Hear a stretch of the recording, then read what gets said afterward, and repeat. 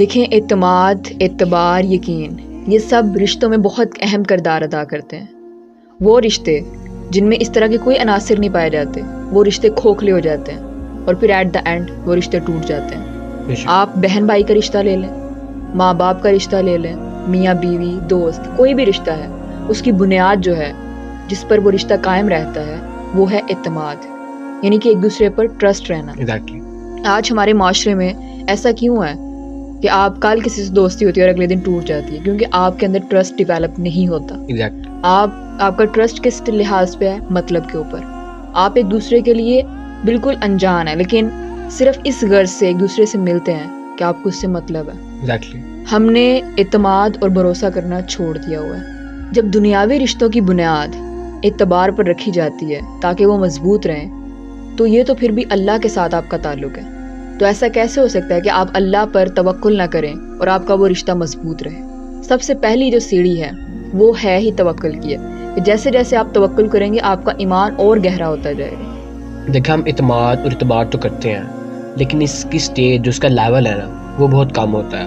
بالکل ایسے ہی ہے کہ ہم لوگوں نے اللہ پر ایمان تو لے آئے لیکن اس پر ڈٹتے نہیں ہیں۔ ہم نے یہ زبان سے اقرار کر لیا، دل سے اس چیز کو قبول کر لیا، لیکن اس پر ڈٹتے نہیں ہیں ہم۔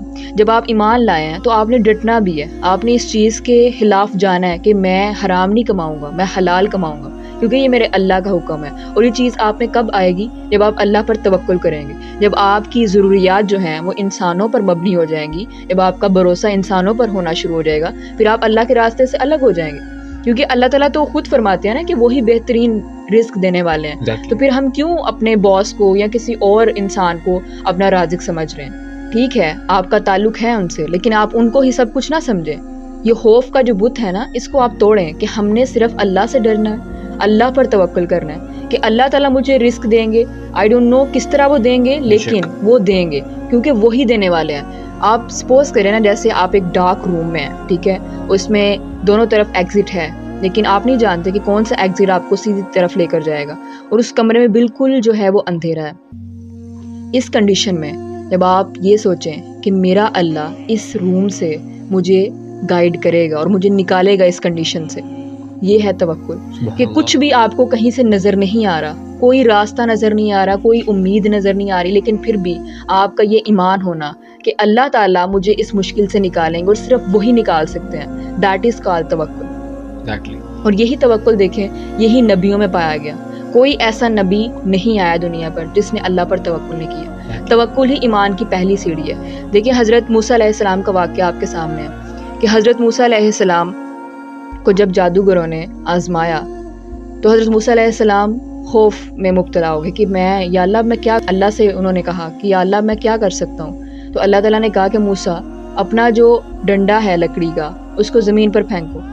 تو حضرت موسیٰ سوچتے کہ یہ لکڑی کا ڈنڈا اور اس کو میں پھینکوں گا تو کیا ہو جائے گا، لیکن حضرت موسیٰ نے اللہ پر توکل کیا اور اللہ پر بھروسہ کرتے ہوئے اس ڈنڈے کو جب زمین پر پھینکا تو وہ اژدہا بن گیا۔ اور کس طرح حضرت موسیٰ علیہ السلام نے وہاں سے نجات پائی۔ اسی طرح جب فرعون کا لشکر حضرت موسیٰ علیہ السلام کو گھیرا ڈالنے کے لیے آپ کے پیچھے پہنچا تو حضرت موسیٰ علیہ السلام، سمندر آ گیا سامنے، تو حضرت موسیٰ علیہ السلام کو اللہ نے کہا کہ موسیٰ اپنا وہی عصا جو ہے وہ آپ سمندر میں پھینکیں تو وہ رستہ بن جائے گا۔ تو وہاں پر کیا تھا؟ وہاں پر توکل تھا، اللہ پر بھروسہ تھا نا، ٹرسٹ تھا کہ میں جو اللہ مجھے کہہ رہے ہیں میں کروں گا تو وہ ویسا ہی ہوگا۔ جب اللہ تعالیٰ ہمیں آج قرآن میں فرماتے ہیں کہ آپ نے جو ہے وہ اللہ پر ٹرسٹ کرنا ہے، آپ نے سیدھے راستے پر چلنا ہے، اور دیکھیں پھر اللہ تعالیٰ آپ کے لیے کیسے کیسے آسانیاں بنائے گا۔ جب اللہ تعالیٰ فرما رہے ہیں کہ ہر مشکل کے ساتھ آسانی ہے، تو پھر ہم کیوں اللہ پر بھروسہ ہی رکھتے؟ یہ تو وہی بات ہوگی نا کہ ہم مانے تو ٹھیک، ہم نے قرآن میں پڑھ لیا، ہم نے تسلیم کر لیا، لیکن پھر بھی جب امپلیمنٹیشن کی بات آ رہی ہے تو پھر ہم اس سے جو ہے وہ پیچھے ہٹ رہے ہیں۔ پھر بھی ہم نے دوسروں پر بھروسہ کرنا شروع کر دیا کہ ہاں وہ فلانے نے مجھے یہ بات کہی ہے نا تو وہ ضرور مدد کرے گا۔ جیسے حکومت ہے تو وہ حکومت کافی دعوے کرتی ہے۔ حدیث میں آتا ہے، حضور صلی اللہ علیہ وآلہ وسلم نوجوان صحابہ کو تلقین کرتے فرماتے ہیں، اگر تمام انسان تل جائیں تمہیں نقصان پہنچانے پر تو نہیں پہنچا سکتے مگر وہی جو اللہ تمہیں لکھ دیا ہو، اور اگر تمام انسان تل جائیں تمہیں نفع پہنچانے پر تو نہیں پہنچا سکتے مگر وہ جتنا اللہ لکھ دیا۔ تو انسانوں سے کیسا ڈرنا؟ انسانوں سے کیا امید لگانا؟ انسان سے کبھی امید نہ لگائیں، صرف اللہ تعالیٰ سے امید لگائیں۔ اپنی امیدیں، اپنی توقع، اپنی توکل صرف اللہ سے رکھیں۔ دیکھیں وہ جو اللہ کا راستہ اختیار کرے گا اللہ اس کے لیے مخرج پیدا کر دے گا۔ جہاں بالکل کچھ نظر نہیں آئے گا اللہ راستہ پیدا کرے گا۔ اس اعتبار سے اللہ مخرج پیدا کرتا ہے۔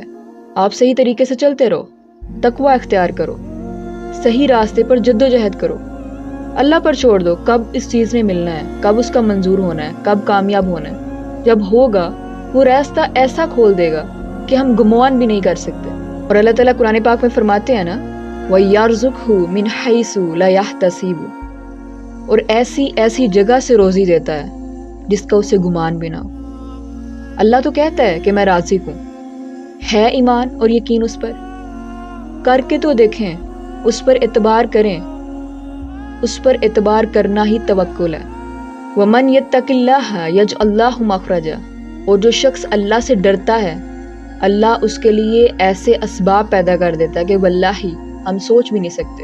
پاک میں آتا ہے وَمَنْ يَتَوَكَّلْ عَلَى اللَّهِ فَهُوَ حَسْبُهُ۔ یہ تو ابھی تقوی والے کی بات کی ہے نا، کہ وہاں سے رزق جائے گا، وہاں سے رزق پیدا ہوگا جہاں سے انسان نے گمان بھی نہ کیا ہو، اور جس نے اللہ پر توکل کیا تو وہ اس کے لیے بہت کافی ہو جائے گا۔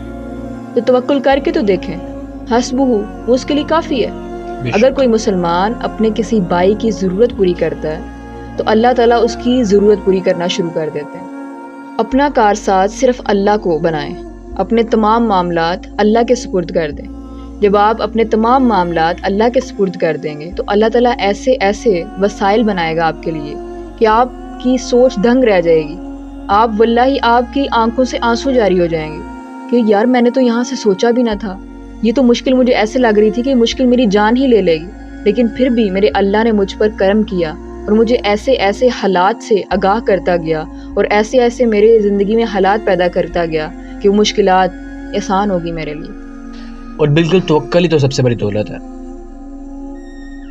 دیکھیں حضور صلی اللہ علیہ وآلہ وسلم نے فرمایا کہ اگر 2 مال تمہیں نصیب ہو جائیں تو سمجھنا کہ پوری کائنات کی نعمتیں تمہیں مل گئی ہیں۔ سبحان اللہ۔ 2 ٹائپس کی جو ہمارے پاس دولت آ جاتی ہے اگر وہ انسان کو مل جائے اکارڈنگ ٹو پروفٹ صلی اللہ علیہ وآلہ وسلم، تو یوں سمجھیں کہ پوری کائنات کی نعمتیں مل گئی ہیں۔ اور آپ سے میں نے فرمایا کہ وہ 2 نعمتیں، وہ 2 مال کون سے ہیں، وہ 2 دولتیں کون سی ہیں؟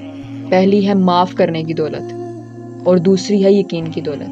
بے شک کہ وہ انسان جس کو اللہ تعالیٰ نے اتنا ظرف بخشا ہے کہ کوئی بھی اس سے برا سلوک کرتا ہے تو وہ اللہ کے سپرد اسے کر دیتا ہے اور اللہ کی رضا کے لیے اسے معاف کر دیتا ہے، تو یہ سب سے بڑی دولت ہے۔ اور دوسری دولت ہے یقین کی دولت، کہ کچھ بھی ہو جائے، آپ کی زندگی کتنے ہی مشکلات حالات میں آ جائے، کتنی ہی مشکلات کا شکار ہو جائے، لیکن پھر بھی آپ کا اس بات پر یقین ہو کہ اللہ میرا مالک ہے، اس کی طرف سے یہ آزمائش ہے، اس کی طرف سے یہ ساری پریشانیاں ہیں، اس نے ہی مجھے ان مشکلات میں ڈالا ہے کہ میں اس کے قریب ہو جاؤں۔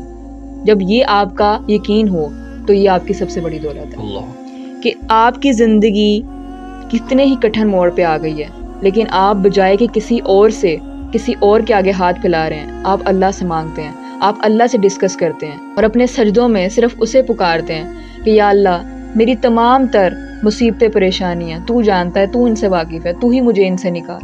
تو یہ ہے وہ سب سے بڑی دولت۔ اور آج ہماری جو سوسائٹی ہے اس میں کیا ہے کہ ہمارا یقین نہیں رہا۔ اللہ تعالیٰ جب قرآن پاک میں ہمیں بشارتیں دے رہے ہیں، ہمیں بتا رہے ہیں کہ یہ چیزیں ہیں، ان پر تم عمل کرو گے تو تم کامیابی کی طرف جاؤ گے، لیکن ہمارا یقین نہیں ہے نا۔ ہمیں یہ لگتا ہے کہ ابھی پتہ نہیں کتنے سال بعد قیامت آنی ہے، جنت میں پتہ نہیں ہوگا یا نہیں، یعنی واللہ ہم نے صرف اس چیز کا اقرار کر لیا۔ ایکچولی دین میں وہ لوگ اس چیز کو زیادہ اچھے سے سمجھتے ہیں جو کہ اس دین میں بڑی مشکلوں کے بعد آئے ہیں۔ ہمیں تو بس پلیٹ میں رکھ کے دین مل گیا نا، تو اس وجہ سے ہمیں اس کی قدر نہیں ہے، اس وجہ سے ہمارا ان چیزوں پر یقین نہیں ہے۔ جب ہمیں مشکلات سے گزریں گے نا اور اس چیز کو پائیں گے تو پھر ہمیں اصل اس کی ویلیو کا اندازہ ہوگا۔